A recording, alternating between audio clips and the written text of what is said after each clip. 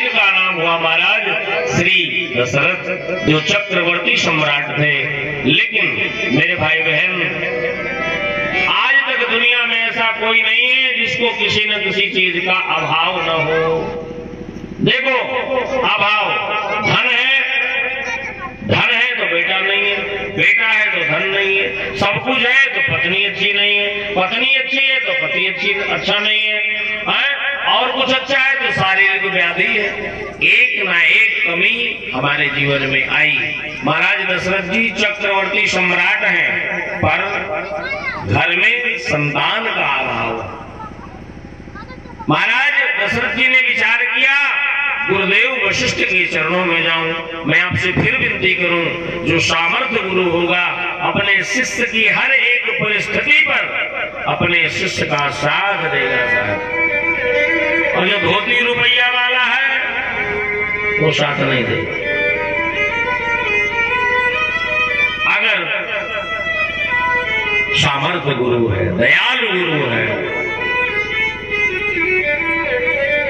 जिसको यह है कि हर साल गुरु पूर्णिमा में हमारे तो 400-600 चेला आ जाएंगे, शिष्य आ जाएंगे, इतना रुपया आ जाएगा, मैं उसकी बात नहीं करता। गुरु सामर्थ्यवान को बनाओ, जो केवल गुरु धन हरे शोक नहीं हरई, सो गुरु घोर नरक मह परई। गुरु शिष्य बधिरो अंधकार लेखा, और एक न सुनई एक नहीं देखा। महाराज वशिष्ठ जी से विनती किया, महाराज एक बार भूपति मन माही, भय ग्लानि मोरे सुत नाही तो गुरु ग्रह। मानस क्या कहती है? गुरु ग्रह गयऊ तुरत महिपाला। गुरु ग्रह महिपाल महाराज दशरथ जी गए, आज के चेला गुरु को बुला रहे हैं। और महाराज ने क्या किया? गुरु ग्रह गयऊ तुरत महिपाला, और चरण लागी कर विनय, दुख सुख सब गुरु ही सुनायो। अपने गुरु को केवल दुख मत बताना, अपने गुरु को अपना सुख भी तो बताओ। सुख क्यों छिपा रहे हो? हाँ, केवल दुख है, दुख नहला रहे हो गुरु जी को। निज दुख सुख सब गुरु ही सुनायो। तो फिर वही बात कहूं, जो मेरे भाई बहन सामर्थ्य गुरु होगा ना, तो कही वशिष्ठ बहुविधि समझायो। राजन धरऊ धीर, धरऊ धीर, चिंता मत करो। कोई इतना कह दे साहब हम परेशान हैं कि धैर्य धारण करो भैया। आस कहे विश्वास से धीरज धरना सीख, बिन मांगे मोती मिले, मांगे मिले। महाराज ने क्या कह दिया? धरऊ धीर होई है सोत चारी, धरऊ धीर होई है सोत चारी। त्रिभुवन विदिता भगत में हारी,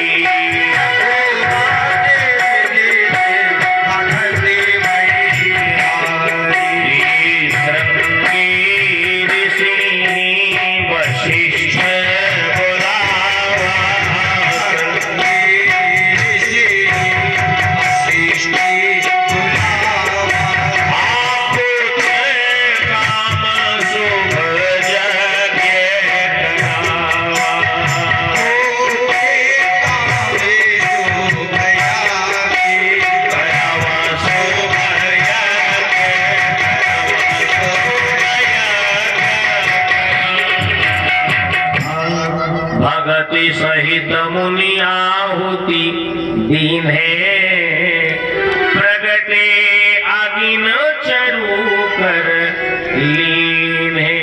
महाराज अग्निदेव चरु प्रसाद लेकर के प्रकट हो गए और कहा राजन लो। महाराज अग्निदेव ने राजा महाराज भूपाल दशरथ जी को चरु प्रसाद दिया और महाराज ने तीनों रानियों को चरु प्रसाद दिया। अर्ध भाग कौशल्य दीना, उभय भाग आधे ही कर लीना। मेरे भाई बहन, तीनों रानियों को प्रसाद बांटा गया। तीनों रानियां बड़ी खुश, ये खीर प्रसाद हम खा लेंगी। मेरे कौशल्या, सुमित्रा अम्बा, कैकेयी अम्बा, और हमको बेटा हो जाएगा, हम मां बन जाएंगी। साहब, तीनों माताएं बड़ी प्रसन्न हैं। सुमित्रा के हाथ में जो चरु प्रसाद है ना, उधर मां अंजना बालों को सुखा रही है और मां अंजना ने कहा कि हे प्रभु, हे आशुतोष, क्या मैं मां नहीं बन पाऊंगी? ये मां अंजना और अहिल्या, ऐसी कथा है, दोनों बहनें हैं। अहिल्या को जब कलंक लगा तो मां अंजना हंसने लगी। तो अहिल्या ने कहा, तो मेरी बहन है अंजना, तुझको पूछना चाहिए, और मुझको ये कलंक लगा है, या मेरा श्राप है कि मैं तो विवाहिता हूँ, गौतम ऋषि की पत्नी हूँ, मुझको तो विवाहित जीवन में ये ऐसा कलंक लगा, लेकिन मेरा श्राप है, जा तुझको कुआने में ऐसा देखना पड़ेगा। मांजना ने कहा कि जब मैं किसी पर पुरुष का दर्शन करूंगी ही नहीं, पर्वत की गिर कंदरा में घुस गई, आज भगवान देवादिदेव महादेव का स्मरण किया कि मैं मां नहीं बन पाऊंगी। भगवान शिव ने कहा बन पाऊंगी, मैं व्यवस्था कर दिया है तेरी। और इधर एक पक्षी उड़ा। आज तीनों माताएं चरु प्रसाद ले खड़ी थी। सुमित्रा मां आंख बंद किए हैं, सुमित्रा मां के हाथ में चरु प्रसाद है, और वो हिमालय से पक्षी आया और सुमित्रा के हाथ का चरु प्रसाद लेकर के उड़ा, और अचानक सहसा मां अंजना को जमुहाई आई साहब, और वही चरु प्रसाद उस पक्षी ने मां अंजना के मुख में डाल दिया। अगर इस रिश्ते से देखा जाए तो मेरे राम और हनुमान दोनों सगे भाई हैं।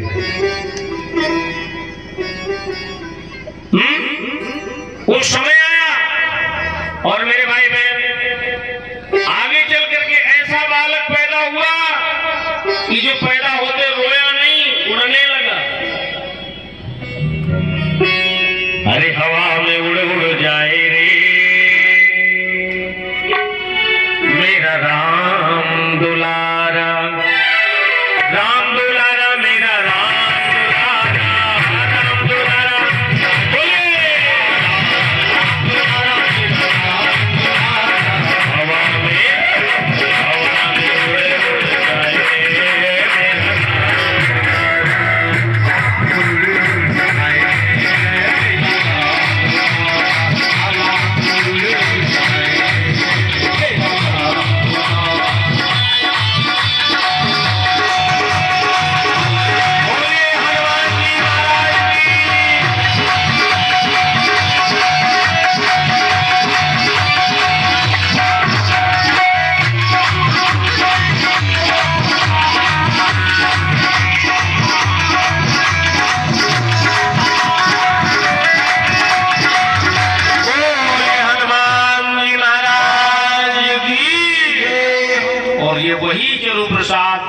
से हनुमान जी का भी प्राकट्य हुआ है मेरे भाई बहन।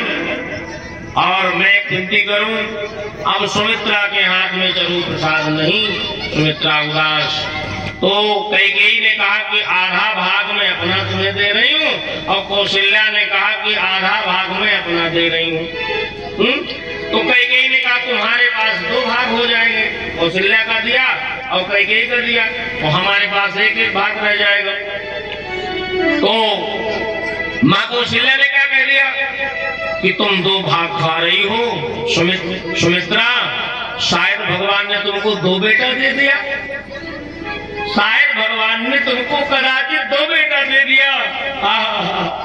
जहां कौशल्या ने ऐसा कहा तो सुमित्रा ने कहा, बड़ी दीदी, कौशल्या दीदी, अगर भगवान ने मुझको 2 बेटा दिया ना, तो 1 बेटा मैं कौशल्या दीदी तुम्हारे बेटा की सेवा में लगा दूंगी और एक बेटा फिर कैकेयी दीदी मैं तुम्हारे बेटा की सेवा में लगा दूंगी। किया मजाक लेकिन हो गया सत्य।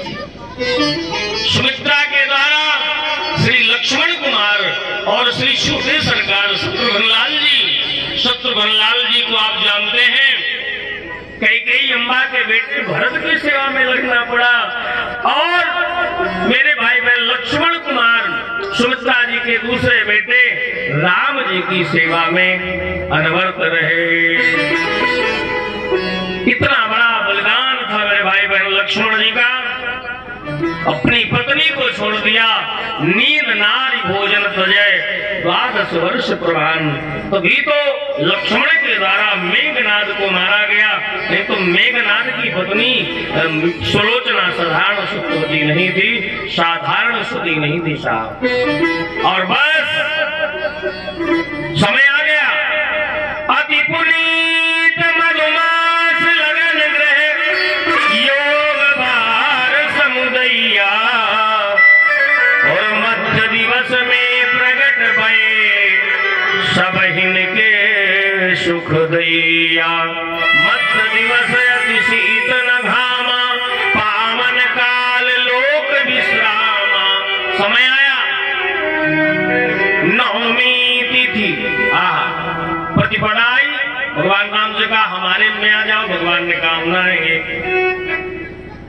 द्वितीया बोले आ जाओ भैया दूज, भगवान ने कहा नहीं। तृतीया बोले अक्षय तृतीया है, हम में आ जाओ। चतुर्थी बोले गणेश चतुर्थी है मेरा नाम, आ जाओ। बोले पंचमी ने कहा मेरा नाम बसंत पंचमी है राम जी, आप बसंत पंचमी में। षष्ठी बोले हल षष्ठी हूँ, भगवान ने कहा नहीं।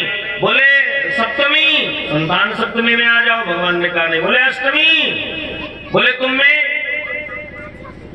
सबने अपनी अपनी विशेषता बताई। नवमी एक तरफ खड़ी थी, हाथ जोड़े।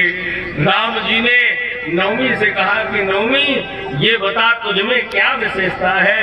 नवमी नवम हो गई, झुक गई और कहा प्रभु मुझ में कोई विशेषता नहीं, मुझ में कोई गुण नहीं है, मुझ में कोई विशेषता नहीं है, मुझ में कोई लक्षण नहीं है।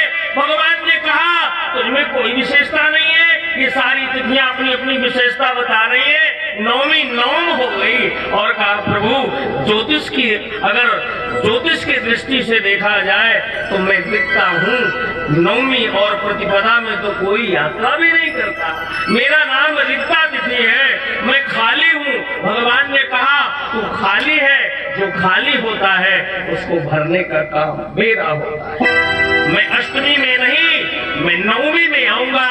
और गोस्वामी जी ने लिख दिया नवमी तिथि मधु मास पुनीता,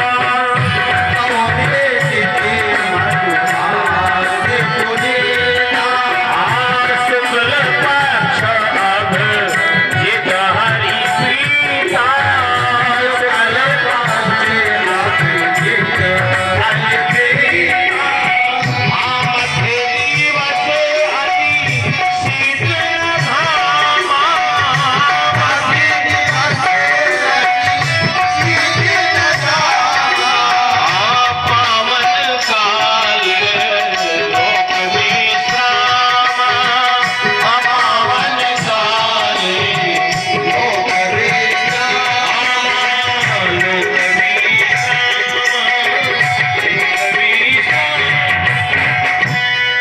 समूह विनती करी पहुँचे निज निज धाम।